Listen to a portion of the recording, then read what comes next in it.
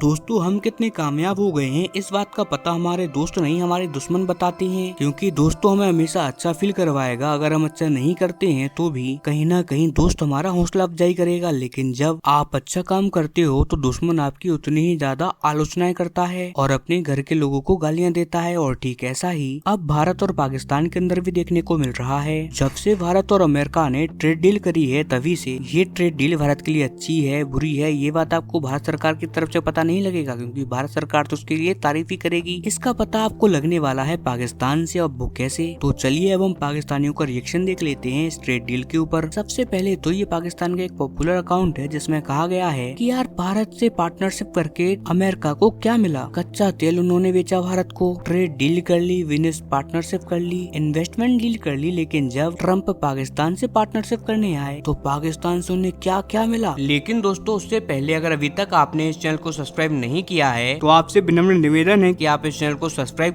कर notification bell को on कर लीजिए और वीडियो को लाइक कर दीजिए। चलिए हम वीडियो में वापस आते हैं। आप जानते ही होने मिला machineries killer fighter for dollar, यानी कि यहाँ पर बात हो रही है पाकिस्तानी सैनिकों की कि अमेरिका को पाकिस्तानी सैनिक मिले जो कि डॉलर के बदले में लोगों को मारते हैं। और ये फर्क है दोनों ही देशों के बीच में जो कि एक साथ आजाद हुए हैं, और ये बात खुद पाकिस्तानी कह रहे हैं। दूसरी बात एक और पॉपुलर अकाउंट है वो कह रहा है कि ट्रम्प वेल प्लेड, यानी कि तुमने पाकिस्तान और फील्ड मार्शल को वेल प्लेड कहकर चने के झाड़ पर चढ़ा दिया और अब इनके ही सर पर पैर रखकर तुम लोगों ने भारत के साथ ट्रेड डील कर ली और अब तुम पाकिस्तान को इस्तेमाल करके फेंकने वाले हो। अब आप इसी से अंदाजा लगा लीजिए कि पाकिस्तान कितना डेस्परेट है। इतना ही नहीं इन लोगों का मजाक भी बहुत उड़ाया जा रहा है। अब से कुछ ही महीनों पहले बांग्लादेश के तानाशाह मोहम्मद यूनुस ने कह दिया था कि डोनाल्ड ट्रम्प से हमें बहुत कुछ मिल रहा है। उन्होंने भारत से कहीं ज्यादा कम टैरिफ हमारे ऊपर लगाए हैं, क्योंकि उस टाइम पर भारत के ऊपर 50% टैरिफ थे और बांग्लादेश के ऊपर 20% टैरिफ थे। तो उन्होंने कहा था कि देख लो अब हम भारत की टेक्सटाइल मार्केट अमेरिका में खा जाएंगे, भारत को हम प्रॉपर खत्म कर देंगे। लेकिन अब उनका मजाक उड़ रहा है। अब कहा जा रहा है कि देख लो भारत के ऊपर तो 18% ही टैरिफ है, जो कि पाकिस्तान, चाइना, वियतनाम, बांग्लादेश इन सभी से कम है। और अब भारत टेक्सटाइल के मार्केट में किंग बनने जा रहा है। लेकिन एक और आखिरी खासियत जो मैंने आपके लिए बचा के रखी थी वो भी हम आपको बताएंगे। तो ये है जावेद हसन। ये बहुत ही ज्यादा एंटी इंडिया व्यक्ति हैं और आप इन्हें एक तरीके से पाकिस्तानी सेना के चमचे मान के चलिए। इनका क्या कहना है, तो इनका कहना है कि भारत ने ना तो डोनाल्ड ट्रम्प को नोबेल पीस प्राइज के लिए नॉमिनेट किया, ना ही उन्होंने युद्ध रुकवाने के लिए थैंक यू कहा, और ना ही भारत गाजा के अंदर सैनिक भेज रहा है। लेकिन इसके बावजूद भारत को पाकिस्तान से बेटर डील मिल रही है। और अब हमें सोचना होगा कि एक साल में इतनी चापलूसी करने के बावजूद आखिरकार डोनाल्ड ट्रम्प ने हमें दिया क्या है। कुल मिलाकर सारे पाकिस्तानियों का बस एक सा हाल है, सब रो रहे हैं और अपना माथा पकड़ के बैठे हैं कि पिछले एक साल से हमने ट्रम्प की चापलूसी करी, कई $100 मिलियन डोनाल्ड ट्रम्प के परिवार को रिश्वत के रूप में दिए, हमने भरपूर कंपनी में इनकी इन्वेस्टमेंट किया, ट्रम्प की क्रिप्टो करेंसी की कंपनी में करोड़ों रुपए हमने डाले हैं। और उसके बाद इसका नतीजा हमें क्या मिला,